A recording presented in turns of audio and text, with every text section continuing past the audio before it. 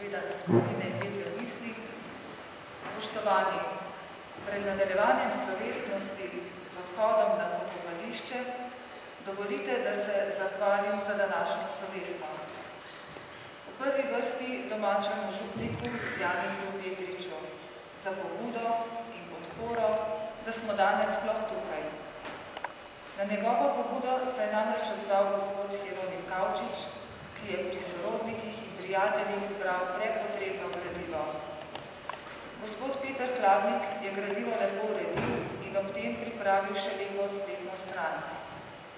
Gospod Jože Leskovec je pripravil besedilo in scenarij današnje prireditve.